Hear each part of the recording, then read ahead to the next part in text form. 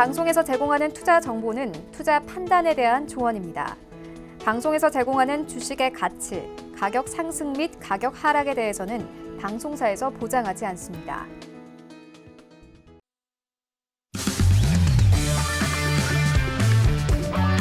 안녕하세요. 고수는 지금의 김성입니다. 회왕마스터와 함께하는 고수는 지금 매일매일 외신을 통한 시황 분석과 선물 투자 전략 자세하게 전해드리고 있습니다. 자, 이번 주도 고수는 지금과 함께 하시면서 탄탄한 전략 세워가시기 바랍니다. 지난 금요일 뉴욕 3대 지수는 고용지표 호조에 대폭 금리 인하에 대한 기대감 줄어들면서 하락 마감했습니다. 자, 이번 주에 있을 파월 연준 의장의 발언에 시장에 관심 쏠리고 있는 상황에서 오늘 뉴욕 3대 지수는 현재 마이너스권에서 거래되고 있습니다. 자, 파월 연준 의장의 증언과 FOMC 의사록 공개 기다리고 있는데요. 자, 이런 부분도 오늘 해왕마스터와 함께 자세하게 짚어드릴 테니까요. 이 시간 끝까지 저희와 함께 해주시기 바랍니다. 자, 저희와 1시간 동안 함께 하시면서 더 궁금한 부분들 많이 생기실 텐데요. 해왕마스터의 오픈 채팅방에 입장하시면 방송 시간 이외에도 다양한 정보들 얻어가실 수가 있습니다. 오픈 채팅방에 샘플러스 해왕 검색하시고요. 비밀번호에 센TV 입력하시면 바로 입장하실 수 있으니까요. 이 부분도 꼭 챙겨보시면 좋을 것 같습니다. 자, 그리고 고수는 지금은 유튜브로도 함께 하실 수가 있습니다. 유튜브 검색창에 서울경제TV 검색하시면 바로 라이브 방송 보실 수가 있는데요. 채팅창 참여도 가능하니까요. 방송 보시면서 궁금한 부분들 생기시면 여기에 질문 남겨주시면 저희가 답변해드리도록 하겠습니다. 여러분의 많은 참여 기다리고 있겠습니다. 네, 참고로 본 방송에서 제공하는 해외 선물 정보는 투자 판단에 대한 조언일 뿐 해당 상품의 가치와 수익률 보장하지 않는다는 점 기억해 주시고요. 고수는 지금은 자본시장통합법 준수하고 있습니다. 1대1 투자 상담과 유사 수신행위 그리고 무인가 영업행위 등 모든 불법 사항들 엄중하게 금지하고 있음을 알려드립니다. 자, 오늘도 해왕마스터와 함께합니다.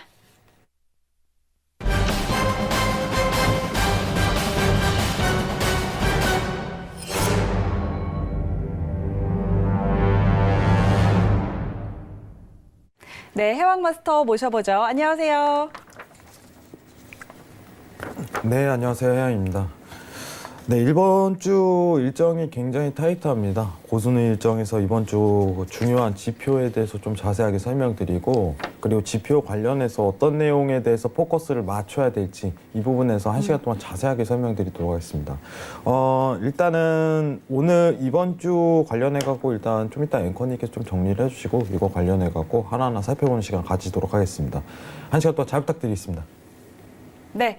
자, 방금 해왕마스터님께서 말씀해 주신 부분을 저희가 또 잠시 후에 더 자세하게 이야기를 나눠보도록 하고요. 자, 해왕님, 다음 주 토요일이죠. 강연회 예정이 돼 있는데 어떤 내용들 좀 알려주실 건가요? 네, 사실 지금 증시 자체가 이제 디커플링 현상 자체가 지속되는 그 부분이 있는데 네. 올해 증시 자체에 대해 좀 설명을 드리려고 해요. 이제 금리 스프레드로 보는 어떻게 보면 한국 증시 자체 이런 부분에 좀 자세하게 설명드리고 왜 그런 현상 자체가 일어나는지 어떻게 보면은 근거를 가지고 좀 자세하게 설명드리는 시간 가지도록 하겠습니다. 많은 참여 부탁드리도록 할게요. 굉장히 오시는 시간 자체가 아깝지 않도록 준비를 마련하도록 하겠습니다. 이상입니다. 네. 자, 다음 주 토요일입니다. 7월 20일이고요. 금리 스프레드로 보는 한국 증시 전망이라는 주제로 진행이 되니까요. 이 부분도 여러분들 많은 관심 가져보시면 좋을 것 같습니다. 자, 잠시 후에 다시 해왕마스터와 오늘의 이야기 자세하게 나누어 보고요. 오늘 현재 시세 먼저 확인하고 가도록 하겠습니다. 현재 미 본장은 마이너스권에서 움직임 나타내고 있는데요. 선물 시장 흐름 확인하시죠. S&P 500부터 확인합니다. 0.36% 하락세입니다. 2,979포인트 선에서 거래되고 있습니다. 다음은 나스닥입니다. 자, 0.79% 하락세입니다. 7,789포인트 선에서 거래되고 있습니다. 다음은 크루드 오일 확인하시죠. 1.39% 오름세입니다. 58달러 31센트에 거래되고 있습니다. 다음은 골드 시세입니다. 0.21% 상승입니다. 1,403달러 선에서 거래되고 있습니다. 마지막으로 유로 FX입니다. 0.03% 내림세입니다. 1.12575달러에 거래되고 있습니다. 네, 현재 선물 시장 시세 확인해 드렸고요. 그렇다면 외신 쪽에서는 어떤 이야기들 나오고 있는지 헤드라인 확인하시죠.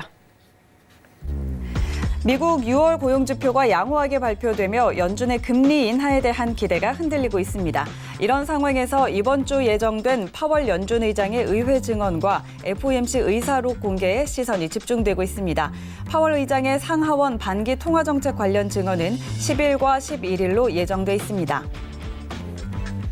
월스트리트 저널은 6월 미국 고용지표 호조로 인해 연준이 7월에 금리를 50bp 인하할 가능성이 줄었다고 보도했습니다. 6월 비농업 부문 고용은 22만 4천 명 증가로 예상치 16만 5천 명을 크게 웃돌았습니다. 이 때문에 50bp 인하 가능성은 작아졌지만 세계 경제 둔화 등 불확실성으로 인해 25bp 내릴 것으로 전망했습니다. BNP 파리바는 ECB가 올해 9월과 10월 두 번에 걸쳐 예금 금리를 인하할 것이라고 전망했습니다.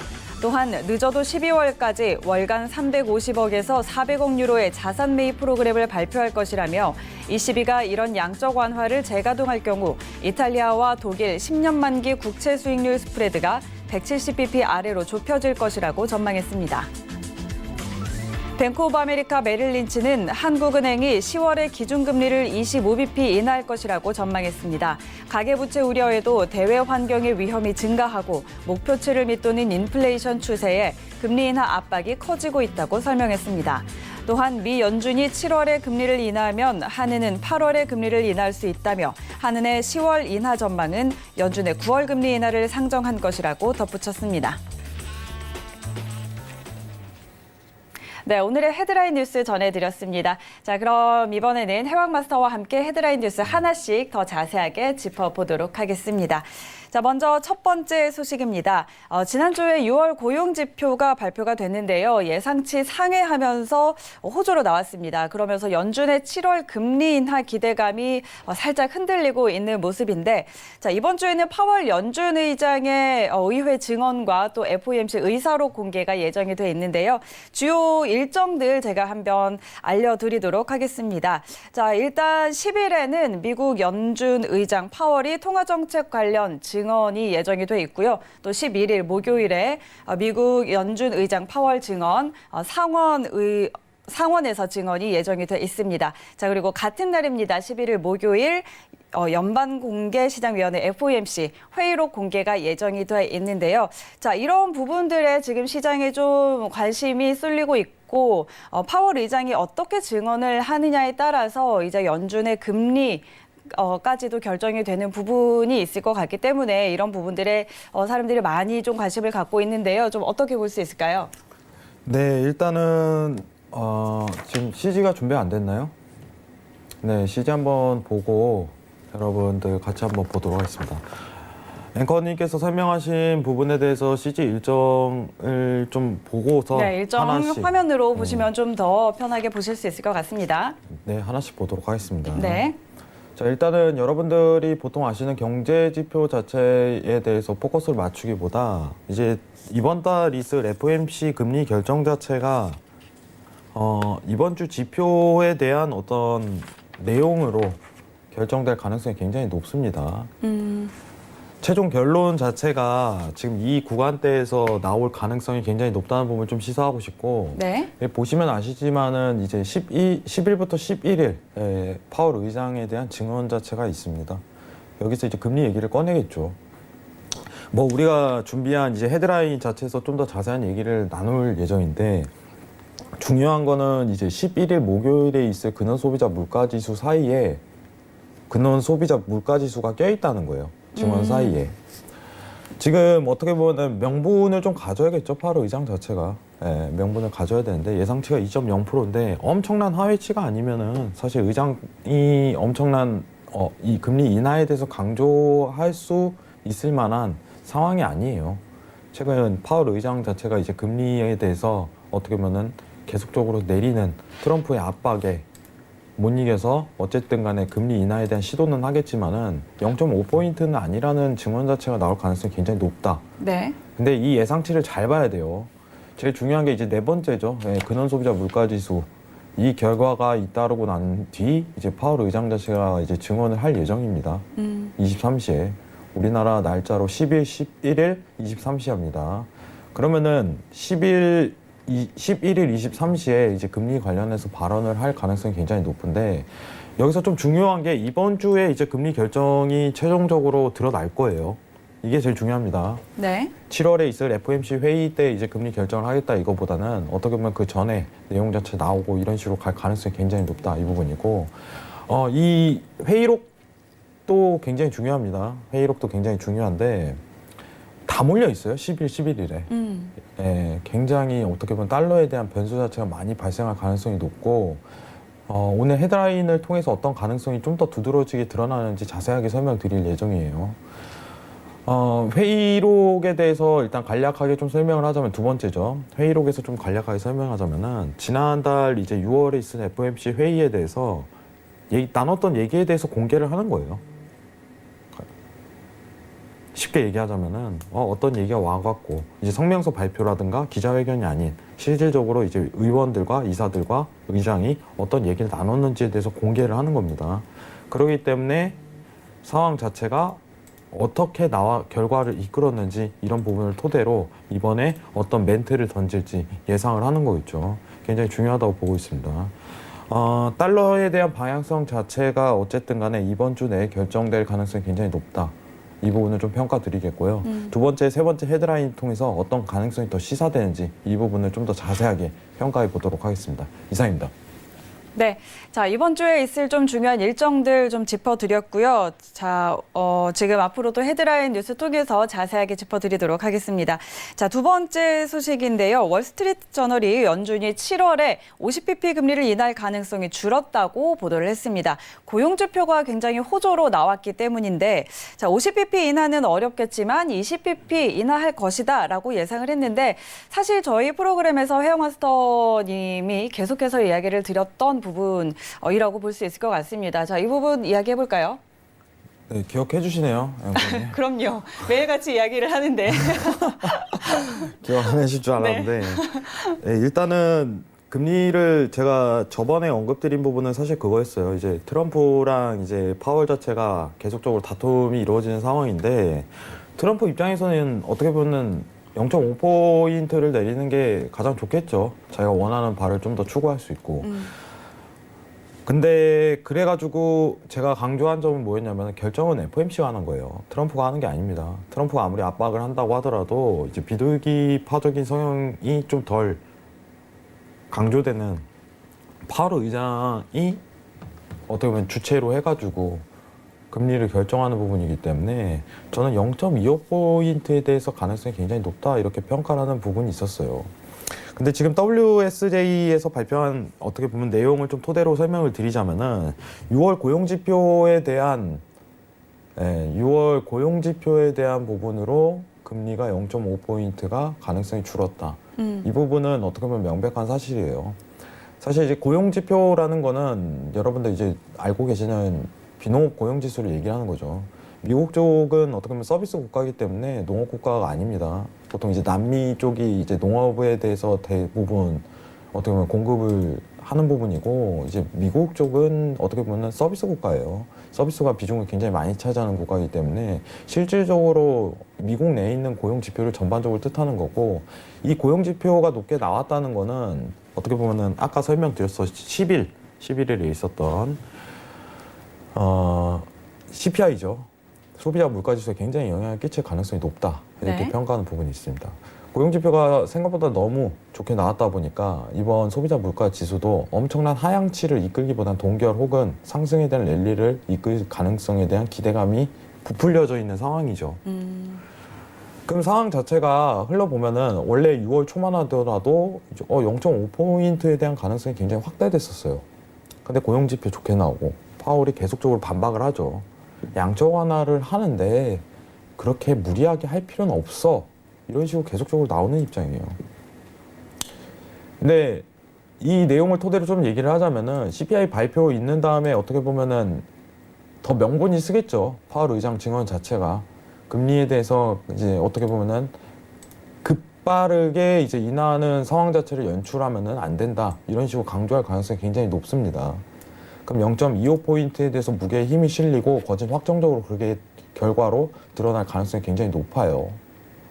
그럼 지금 상황상 가장 높은 거는 7월 FOMC 회의에서 금리 인하에 대해서 가능성 굉장히 시사되지만 금리를 한다 안 한다보다는 하는데 0.25%가 그냥 가장 확대되는 거예요. 그렇죠. 이게 가능성이 제일 높아요.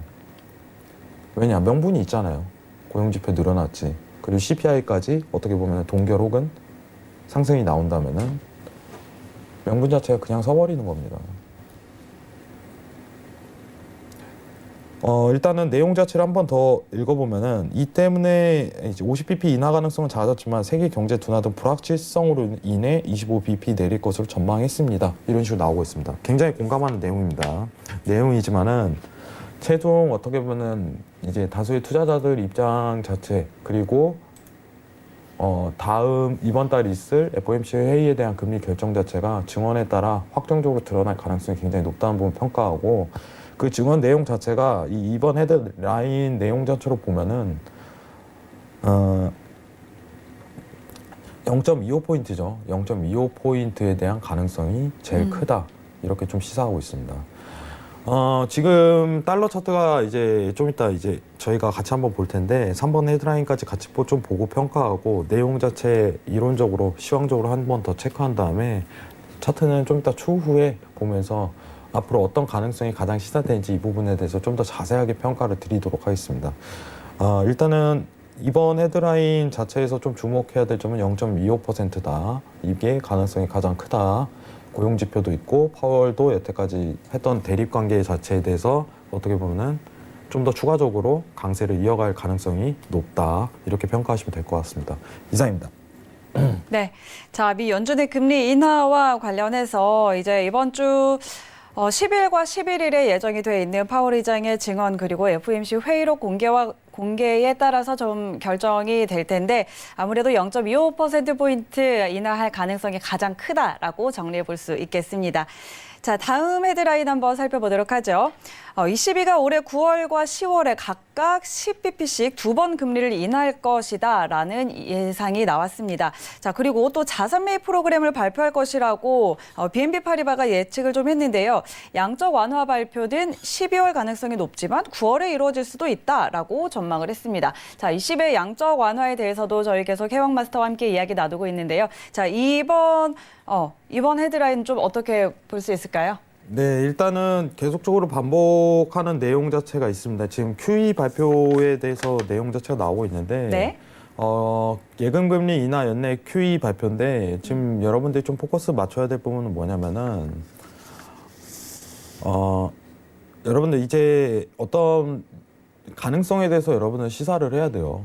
여러분들 이제 시황이라든가 이제 이런 헤드라인 자체에 대해서 가능성을 굉장히 시사를 해야 되는데 지금 주목해야 될 점은 뭐냐면요. 금리 인하가 아니에요. 여러분들 이거 좀 강조드리겠습니다. 금리 인하가 아닙니다. 금리 인하는 이제 거진 확정적으로 굉장히 드러난 사실이에요. 근데 문제 자체는 QE 발표예요. QE 발표. 지금 지난주에 있었던 어떤 시청자분께서 프랑스가 첫 마이너스 어떻게 보면 국채를 네. 발행을 했네요. 이건 뭘 시사하는 건가요? 이런 식으로 좀 설명드렸는데 제가 그 얘기를 했었죠. 네. 마이너스 국채를 발행을 했다는 거는 유로존 내에서 이제 투자할 만한 여건 자체가 조성이 안 된다는 거를 단적으로 설명하는 거고 그렇죠. 수요가 따르니까 어떻게 보면 발행을 하는 거겠죠. 그래도 살 사람이 있어요. 근데 그 주 수요가 누구냐? 유로존이 될 것이다. 마이너스 국채를 발행하는데 여러분 생각을 해보세요. 개인들 투자자 입장에서 본다면은 마이너스 국채를 발행하면 안 사요. 이건 무슨 뜻이냐? 야, 유로존에서 사갖고 너네가 좀 살려줘라. 우리나라 좀. 이런 의미가 굉장히 내포돼 있어요. 그러면은 연내 QE 발표 자체가 가능성이 굉장히 두드러진다 이렇게 좀 설명을 드렸는데 문제 자체는 달러 인덱스에 대한 어떻게 보면 금리 인하가 지속될 가능성이 높은 평가. 어떻게 보면 미국 쪽에서 금리 인하 가능성이 굉장히 높은 평가되는데 22는 더한 거예요. 지금 금리 인하가 뿐만 아니라 채권은 매입까지 하겠다. 채권 매입까지 해버리겠다. 그냥 나 이거에 더 나가갖고 채권 매입까지 더 추가로 해서 양적 완화를 시도하겠다. 이건 굉장히 센 멘트죠. 사실상. 그러면은 지금 달러 인덱스에 대한 어떻게 보면은 매도세가 단순히 박스 랠리로 또 추가적으로 상승할 가능성에 대해서 굉장히 큰 상황이라는 걸 염두하는 거예요. 자, 미국하고 유로존만 좀 비교를 해보도록 하겠습니다. 미국하고 유로존만.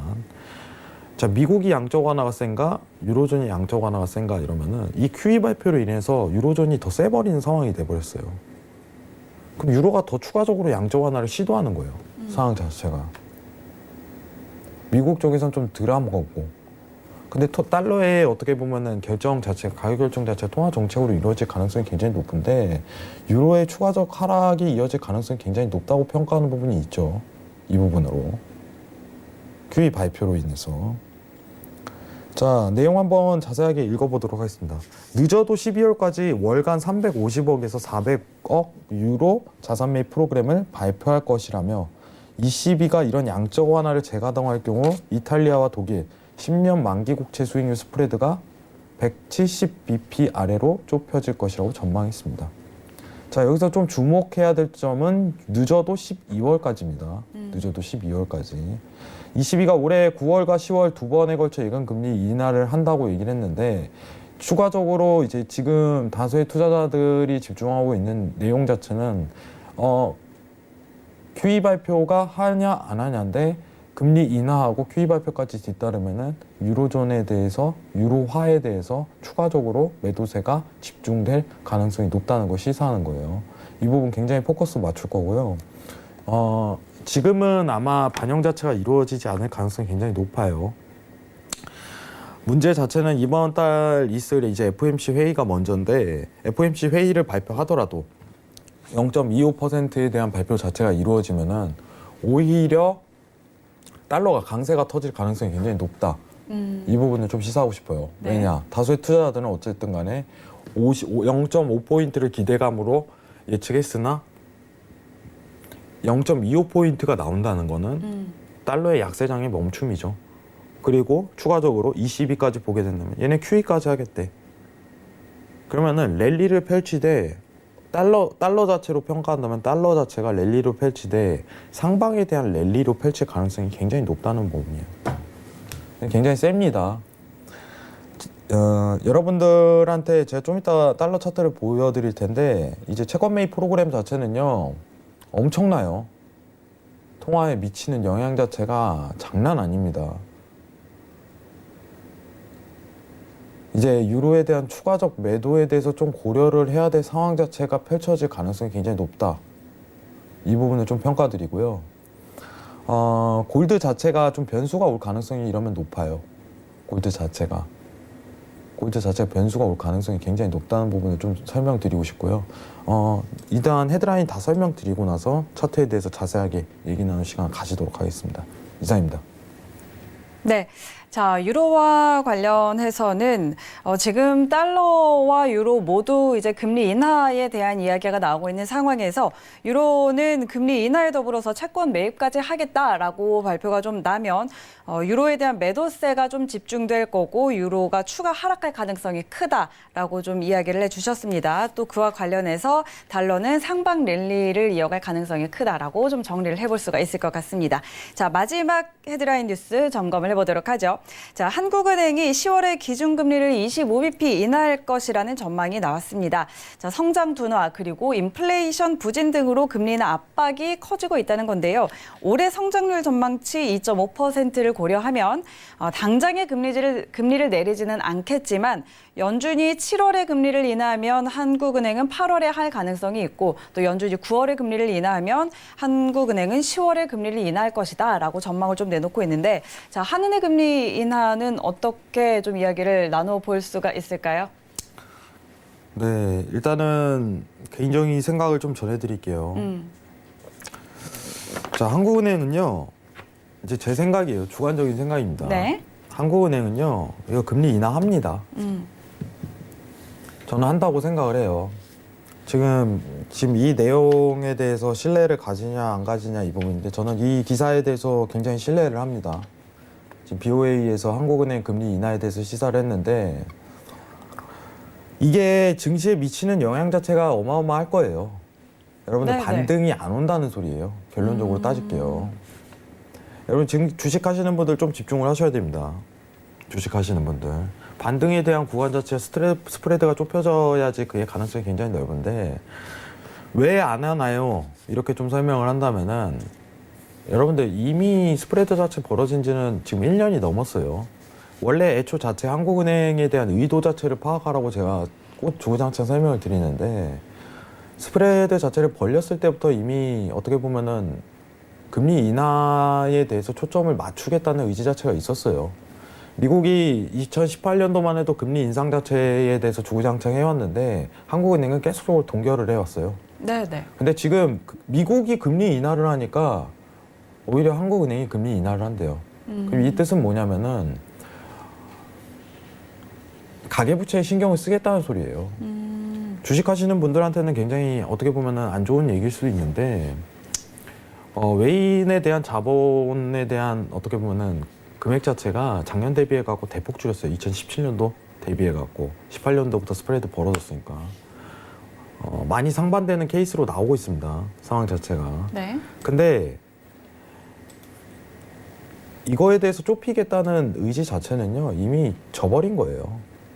그러면 한국은행은 지금 뭐에 포커스 맞추고 있냐면은 미국 금리 FOMC 회의가 어떤 결과가 나오나 그걸 보고 판단할 거예요. 만약에 예시로 들게요. 가정입니다. 미국 쪽에서 금리에 대해서 동결을 한다면은 가정이에요. 네. 한국 쪽에서도 동결해요. 근데 미국이 주구장창 내리면은 한국도 주구장창 내립니다.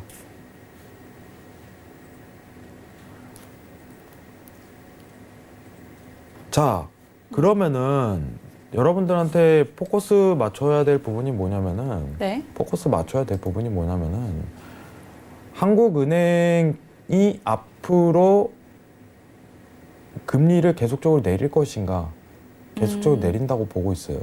그럼 한국 증시 자체, 국내 선물 자체가 어떻게 보면은 디커플링이죠. 미증시가 내려갈 때 같이 내려가면서 올라갈 때는 큰 반등 자체가 못 이루어지는 이런 현상 자체가 지속될 가능성이 굉장히 높다는 부분을 평가하고 싶고 네네. 어떻게 보면은 테마주 제가 이제 좋으신 어떻게 보면은 여기 전문 위원님들 굉장히 많으신데 서울경제에 주식 관련해 갖고는 굉장히 언급을 좀 자제하는 성향이 있습니다. 네, 일단은 코스피 전반적으로 설명드리자면은 이 금리에 미치는 영향 자체가 어마어마해요. 앞으로도 국내 증시 자체가 계속적으로 그럴 예정이고 어쨌든 이 4번 헤드라인으로 좀 봐야 될 거는 FOMC 회의가 이번 7월에 금리 인하를 한다면은 한국은행도 어떻게 하는지 상황 보고 금리 내리고 9월에 또 인하를 한다면은 또 인하할 가능성이 굉장히 높다는 거예요. 자, 내용 한번 보도록 하겠습니다. 연준이 7월에 금리 인하하면은 한은은 8월에 금리 인하할 수 있고 한은은 10월 인하 전망은 연준의 9월 금리 인하를 상정한 것이라 붙였습니다. 무슨 뜻이냐? FOMC 따라간다는 거예요. 그렇죠. 네, 가계부채에 신경 쓰겠다. 우리 이제 더 이상 외인 자본을 안 잡겠다. 그게 더 낫다. 근데 저는 이 얘기를 하고 싶어요. 이게 안 좋은 거 아닌가요? 금리 인하하는 게? 여러분들, 이게 현명한 겁니다. 한국은행이. 거시적으로 봐야 돼요, 경제 자체는. 이게 현명한 거예요. 이거 굉장히 현명한 겁니다, 한국은행에서. 왜냐면 시장 경제, 이제 국내에 있는 경제 자체를 전반적으로 살릴 수 있는 기회예요. 이 금리 인하라는 거는. 오히려 찬스고. 이제 가계부채에 대해서 어떻게 보면 부담감을 굉장히 줄일 수 있는 기회가 되는데, 오히려 이걸 인하 안 한다면은 저는 오히려 한국은행이 제대로 활동을 못하네 이렇게 평가할 수 있어요. 하지만 저는 금리 인하를 한다면은 제대로 된 코스로 가고 있구나. 왜냐하면 미증시가 거품이라는 거는 한국은행도 눈치챈 거예요. 이거 굉장히 위험하다. 차라리 두 마리 토끼보다 제대로 된 토끼를 잡자. 이 상황 자체 너무 보이는 거예요. 이거 관련해 갖고 이번 달에 강연회 때 좀 자세하게 설명을 드릴 거예요. 왜 그런지, 근거 자체가 어떻게 살펴지는지. 그렇기 때문에 오시는 시간 자체가 아깝지 않도록 할게요. 오늘은 좀 헤드라인 여기까지 설명드리고 차트 보고 대응하는 전략 한번 살펴보도록 하겠습니다. 이상입니다. 네. 자, 한국은행의 금리 인하와 관련해서 이제는 좀 가계부채의 부담을 줄이는 것에 포커스를 두고 아마도 미 연준이 금리 인하를 하면 한은도 금리 인하를 할 것이다 라고 이야기를 해주셨습니다. 자, 지금까지 저희 오늘의 헤드라인 뉴스 해왕마스터와 함께 짚어봤습니다. 그럼 지금 현재 시세 어떻게 움직이고 있는지 다시 한번 확인해 드리도록 하겠습니다. 자, 먼저 S&P 500부터 살펴보도록 하겠습니다. 네, 현재 0.44% 하락세입니다. 2,977포인트 선에서 거래되고 있습니다. 나스닥입니다. 0.8%가량 하락세입니다. 7,788포인트 지나고 있습니다. 다음은 오일입니다. 1.1% 상승세입니다. 58달러 선에서 거래되고 있습니다. 다음은 골드 시세 확인합니다. 0.01% 약보합입니다. 1,400달러 지나고 있습니다. 마지막으로 유로 FX 확인하시죠. 0.1%가량 약세입니다. 1.12500달러 지나고 있습니다. 네, 현재 선물 시장 시세 다시 한번 정리해드렸습니다. 자, 그렇다면 본격적으로 오늘 해왕마스터와 함께 다뤄볼 이슈 확인해 볼 텐데요. 오늘의 이슈 화면으로 확인하시죠. 첫 번째 이슈 나스닥입니다. 미국 고용지표 호조에 연준의 금리 인하가 속도 조절이 있을 것이란 목소리가 나오고 있습니다. 두 번째 이슈 크루드 오일입니다. 글로벌 제조업 경기 부진으로 원유 수요 둔화 우려가 커지고 있습니다. 네, 오늘도 두 가지 이슈 준비되어 있습니다. 첫 번째 이슈 나스닥인데요. 자, 미국 고용지표 호조로 발표가 되면서 시장에서는 연준의 금리 인하가 속도 조절이 있을 거다라는 목소리가 좀 나오고 있습니다. 자, 그런데 트럼프 대통령은 또 계속해서 금리 인하를 압박을 하고 있죠. 이런 상황에서 나스닥 어떻게 봐야 할까요? 해왕마스터의 업앤다운 의견 들어보도록 하죠. 자, 하나, 둘, 셋. 네, 오늘은 업 들어주셨네요. 오늘은 어떤 전략일까요? 네, 지금 일단은 차트 보고 좀 자세하게 설명을 드리도록 하겠습니다. 네. 네, 이번 주 일정이랑 좀 자세하게 살펴보도록 할게요. 네. 뭐 금리 인하에 대해서 반영 가능성은 굉장히 높다고 생각을 해요, 여러분들. 하지만 지금 파월의 증언이 앞두고 있는 상황에서 엄청난 이제 강매도 자체가 되려면은 제가 항상 얘기했던 것 자체가 이탈에 대한 구간 자체가 확보돼야 된다. 그때부터 이제 강매도세가 유지될 것이다 이렇게 좀 판단하는 국면이 있어요. 지금 아직 밀렸냐? 아직 안 밀렸습니다. 단가상 정확한 위치값을 표현을 하도록 할게요. 자, 이제 7,770이죠. 7,770에 대해서 제가 좀 설명을 드렸는데 네. 단가 자체 정확하게 표현을 하겠다면은 7,765에 대한 어떻게 보면 도달을 해야지 추가적으로 어떻게 보면 약세장이 그 다음날 다다음날 표현될 가능성이 굉장히 높습니다. 여러분들 7,765가 도달한다고 하더라도 그때부터 지켜보고 어떤 60분봉의 지지 구간까지 올라올 때까지 반등 구간 올 때까지 기회를 살핀 다음 매도로 보는 게 유효해요. 근데 오늘 관점은 뭐냐면은 이 지지에 대한 이탈 구간이 나오냐 안 나오냐예요. 안 나올 가능성이 굉장히 높다고 측정하는 부분이고 저항 자체가 7,700에서 한번 머물고 반등을 할 때 그때 매수에 대한 찬스 자체가 나올 가능성이 굉장히 높습니다. 그럼 틱 차트로 좀 구분을 지어본다면은 7,770에 대한 어떻게 보면 큰 저항대를 막고 그 다음부터 어떤 단가가 이탈될 때부터 매수를 봐야 되냐? 적어도 7,810입니다. 7,810.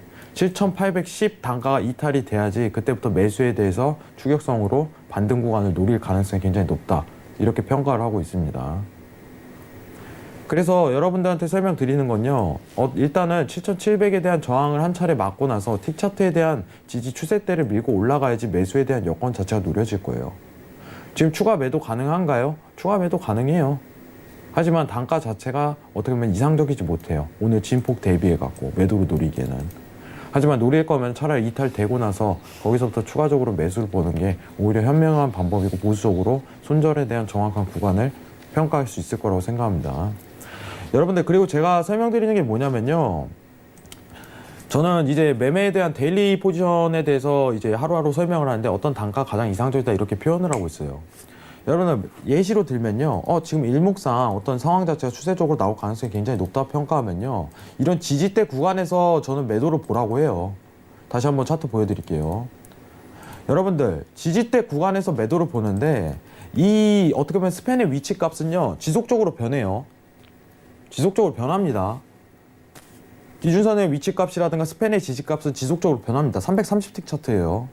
근데 이거 자체가 어떻게 보면 1시간 뒤에 이 단가에 대해서 지금 제가 설명을 하고 있지만은 이 위치값 1시간 뒤에 도달되면요. 이 위치값이 저항이 되는 거예요. 상황이. 그래서 스팬 부분을 보고 기준선이라고 제가 설명을 드립니다. 그럼 손절에 대한 위치값은 제가 이 구간을 보고 있는데도 불구하고 이게 이탈된다면 바로 손절 걷어내야 돼요. 저항이 아니기 때문이에요. 근데 이 저항 관점에 대해서 제가 손절이라든가 그 관점 자체를 설명드렸음에도 불구하고 그걸 자꾸 버티신다면 오히려 독이 된다고 제가 설명을 드려요. 화면 한 번만 띄워주시죠.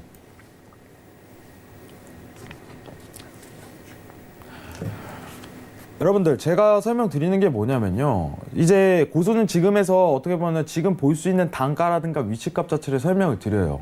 근데 이 위치값 자체가 계속적으로 변해요. 여러분 마디값이라든가 이런 거 자체는 불변하겠죠. 근데 추세라든 거 자체가 어떤 지표를 보고 확인하는 여러분한테 어떤 추세적인 방향이 어떤 지지를 받을 가능성이 높습니다. 이런 거는요. 일목균형표에 대해서 모르는 거예요. 제가 지금 설명을 드리잖아요. 기준선이라고, 스팬 위라고. 그럼 여러분들 차트도 동일하게 표현을 할 수 있어요. 아주 기본적인 차트입니다. 손절이라는 거를 표현하고 손절 20틱이라는 명분을 내세우고 이 상황 자체를 내세우는데 이거를 자꾸 버틴다면요. 안 좋은 거예요.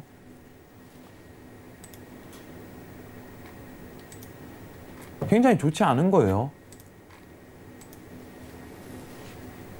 근데 이런 행위를 왜 하냐? 여러분들 자꾸 버텼는데 수익으로 전환된 거 한번 맛봤기 때문입니다. 제가 그거 독이 된다고 얘기 드렸어요. 제가 보고 있는 진입에 대한 기준이, 진입에 대한 어떻게 보면 이점이 이 보조 지표를 가고 이 지표를 가지고 평가를 했다면은 이 지표를 가지고 손절도 내보낼 줄 알아야 되고 이점도 평가할 줄 알아야 돼요. 근데 차트는 안 보고 여러분들 제가 그래서 설명드리는 거예요. 스팬이라고 기준선이라고 일목균형표 330틱상 이 부분을 포커스 맞추고 여러분들 차트에 띄워야 돼요. 추세적으로 나온다면요. 이 상황 자체가 어떻게 보면 극대화시킬 수 있지만은 리스크를 어떻게 보면 제한시키는 손절에 대한 라인 자체를 측정해 드려요. 이 시간대에서. 근데 단가 자체에 대해서 구간을 못 버티면은 나 이제 내려올 거야 하고서 버티게 된다면은 그게 독이 된다고 설명드립니다. 이 부분에 대해서 평가를 드린 거예요. 일단은 5일 보고 한 차례 더 자세하게 설명을 드리도록 하겠습니다. 이상입니다. 네, 일단은 잠시 후에 더 좀 살펴보도록 하겠고요. 손절과 익절 구간을 좀 제시를 해드리니까 이 부분도 좀 함께 따라오시면 좋을 것 같습니다. 자, 두 번째 이슈 한번 점검을 해보도록 하죠. 크루드 오일인데요. 자, 글로벌 제조업 경기 부진 심화로 인해서 원유 수요 둔화가 국제 원유 시장에서 좀 우려가 커지고 있는 상황입니다. 그런 상황에서 오늘 크루드 오일은 어떤 의견 주실지 들어보도록 하죠. 자, 업앤다운 들어볼까요? 하나, 둘, 셋. 네, 오일도 오늘 업 들어주셨네요. 오늘은 어떤 의견이신가요? 네, 일단은 지난주 설명드렸던 어떻게 보면 지지에 대한 관점 자체를 보겠습니다. 네. 자, 일봉상 어떻게 보면 지지에 대한 관점 자체가 추가적으로 어떻게 보면 55.50까지 내려올 가능성이 높다고 평가를 했었는데 네. 도달이 안 되고 60분 봉상 추세 자체가 이탈이 됐어요. 자, 이 관점이 쓴다는 건 뭐냐면은 변곡에 대한 가능성이 굉장히 큰 거예요. 이 어떻게 보면 지난주에 있을 상황 자체에 대해서 변곡하고 추가적인 상승에 대한 랠리 가능성이 굉장히 높이 평가된다. 이렇게 상황적으로 모멘텀이 나오고요. 틱 차트로 좀 설명을 드릴게요. 지난주 제가 이 자리에서 금요일에 매도 자리를 추천드렸을 거예요. 여러분들. 네. 자, 시간대를 한번 확인하자면은 이제 밤 시간대에 여러분들한테 설명을 드렸으니까 잠시만요.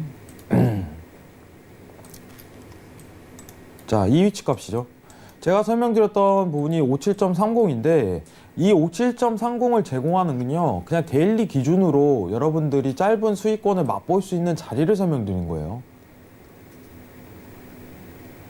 자, 이 단가에서 봤다면 기준선 위치 값에 맞고 저항 자체가 여러분들 저가를 평가된다면은 문제 자체는 뭐냐면요. 이 스팬에 대한 이탈 구간이 있다면 바로 손절을 걷어내셔야 돼요. 근데 이거 계속 지켜보다가 스팬 자리가 이탈되는 구간이 57.3432 이 자리예요. 그럼 이 자리에서 손절 자체를 내보내는 게 정상이에요. 이걸 잡자고 계속적으로 버티는 건요. 기본적으로 어떻게 보면 손절에 대한 범위 측정이라든가 그거 자체가 안 되는 행위예요. 그럼 리스크를 수반하는 매매 자체를 계속적으로 할 가능성이 굉장히 높은 거예요. 그거는. 굉장히 좋지 못한 상황입니다. 굉장히 좋지 못해요. 제가 57.30을 냅뒀고 여러분들 스팬 손절을 20틱을 그때 보유하라고 했던 이유는 스팬 위값 자체가 손절 20틱에 대한 보유 명분 자체를 세우는 거예요. 근데 이 구간대에서 손절이 어떻게 보면 4틱, 5틱으로 줄어드는 구간대에 들어왔다면은 그대로 손절 자체를 내보내는 게 정상적인 표현이에요. 자, 그럼 오늘 데일리 매매 기준으로 좀 가도록 하겠습니다. 데일리 매매 기준으로. 자, 일단은 지지 자체가 일단은 안 쓰고 있어요. 어떤 추세대라든가 스팬에 대한 어떻게 보면 저항대 자체가 될지 표현 자체를 머물고 있는데 지금 이 단가 내에서 어떻게 보면은 매수에 대한 위치값을 표현할 수 있는데 이게 이탈 관점 자체가 그대로 나온다면은 10틱, 15틱 내로 손절 범위를 그대로 끝내야 돼요. 그럼 익절에 대한 청산은 어떻게 하나요? 고점에 대한 갱신 자체가 이루어지면은 익절에 대한 평가 자리를 할 자리가 쓸 거예요. 그럼 이게 하나의 지지대가 될 가능성이 굉장히 높다는 걸 시사하는 거예요. 고점이 갱신된다면.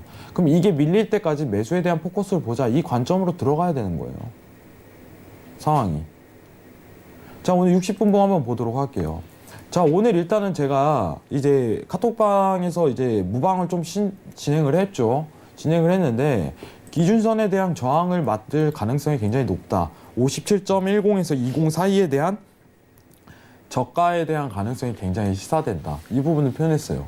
이 구간대에 대한 지지를 받고 그 다음에 대한 매수세를 노리는 게 가장 안정적인 표현 방법이다. 자, 지금 단가 자체가 오늘 30까지 좀 내려왔는데 만약에 2010에 내려오고 스팬에 대한 위치값이 좀 밀렸다면은 이런 기준선 위치값에서 매수를 볼 만한 자리가 표현이 될 거예요. 그럼 추가적인 상승에 대한 랠리에 대해서 수익을 거둘 가능성이 연출이 되는 거죠. 이런 기회를 노려야 돼요. 추가적으로 보기보다는.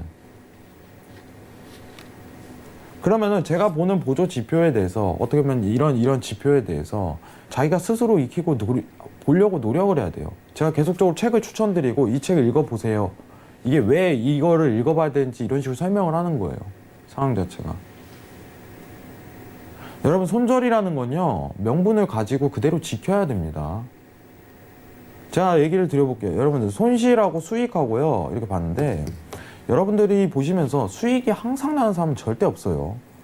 제가 파생을 굉장히 오래 했는데 저는 여태까지 수익만 나는 사람 한 명도 못 봤습니다. 그만큼 리스크 관리예요. 손익비에 대한 구성과 누적 수익을 어떻게 쌓느냐의 싸움인 거예요. 이거는. 모든 금융상품 자체가 레버리지가 굉장히 심합니다. 이거에 대해서 누적 수익을 어떻게 쌓아야 될지 그 전략 자체를 여러분들한테 설명드리는 거예요. 시황 자체를 보는 이유는 추세적으로 어떻게 두드러지게 날 가능성이 굉장히 높은지에 대해서 평가하는 거예요. 굉장히 중요합니다. 어쨌든 중요한 것 자체는 오늘 이제 저가에 대한 지지를 받고 추가적인 상승에 대한 랠리를 펼치는데 지금 어떻게 보면 2차 파동에 대한 지지 구간 자체를 만들 가능성이 굉장히 높은 구간이에요. 근데 지금 여러분들 보시면 아시다시피 틱에 대한 지지가 밀렸어요, 회장님. 더 이상 볼 자리가 없는 거예요. 다시 스팬 구간 밀릴 때까지 기다려야 되는 거예요. 그래야지 2차 파동에 대한 구간 자체가 형성되는 거고 그 다음부터 어떻게 보면은 여러분들이 매매할 수 있는 단가 자체를 찾을 수 있을 거예요. 그러면은 지금 현 시점에서 매매 단가를 어떤 식으로 봐야 되나요? 지금 안 나와요. 여러분 안 나오는데 여러분들 방송에다 대고 여러분들 여기서 매수하십시오. 여기다 매도하십시오. 이거 못합니다. 그렇죠. 그렇게 하면 안 되는 거예요. 차트 보고 대기해야 돼요. 지금 상황 자체는. 손절에 대한 부분도 정확하게 언급을 드려요. 근데 그걸 지키지 않고 손절을 지키지 않고 회장님 이거 버텼는데 어떡할까요? 이렇게 나오면 저도 할 말이 없습니다.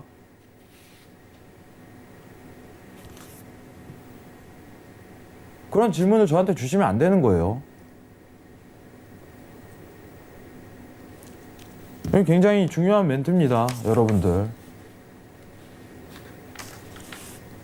손절에 대한 명분 자체를 계속적으로 언급드릴 거예요. 왜 이 구간대에 대해서 손절을 해야 되는지. 근데 그걸 지키지 않고 그런 식으로 이제 매도가 여기까지 내려올 거라고 했는데, 여러분들 가능성이에요. 시장 가능성을 두고 제가 언급해드린 부분이 굉장히 큽니다. 이걸 항상 다 맞추고 이런 이거는요 알파고도 못해요. 손익비 구성을 하세요. 손익비 구성을. 누적 수익을 쌓으려고 노력하고, 잡고 버티고 물타기하고 이 습관 자체를 버리시기를 권유드려요.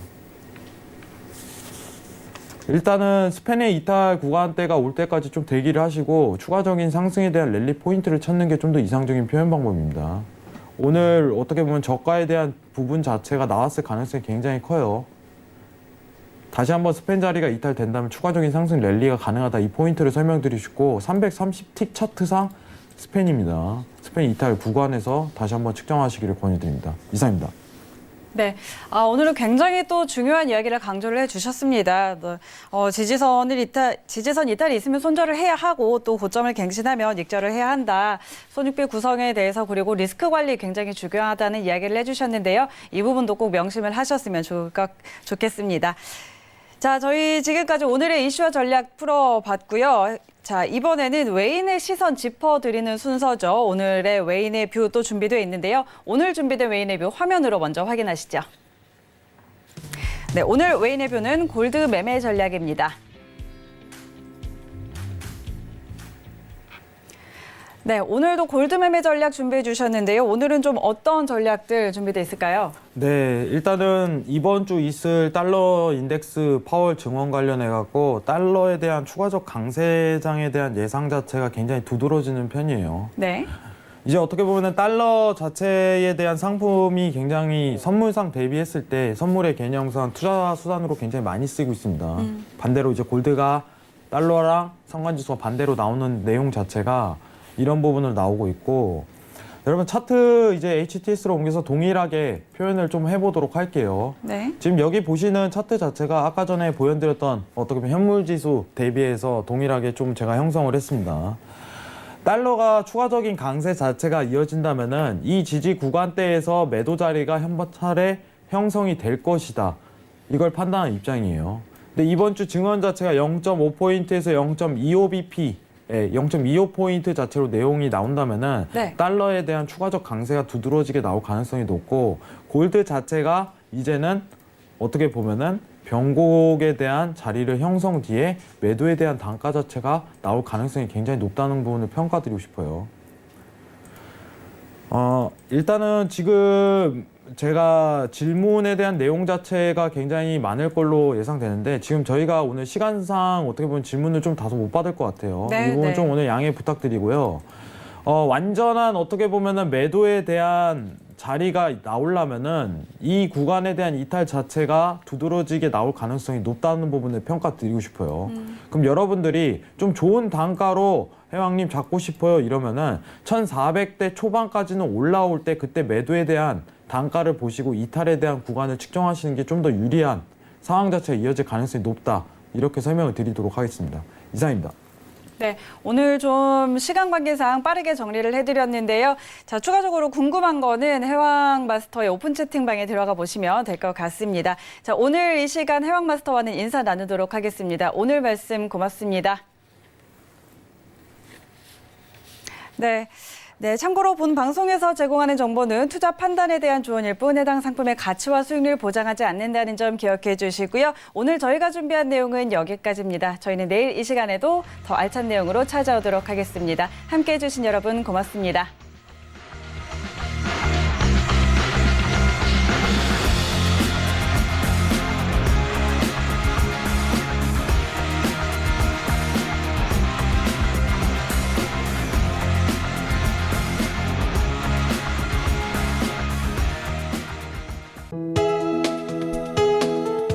방송에서 제공하는 투자 정보는 투자 판단에 대한 조언입니다. 방송에서 제공하는 주식의 가치, 가격 상승 및 가격 하락에 대해서는 방송사에서 보장하지 않습니다.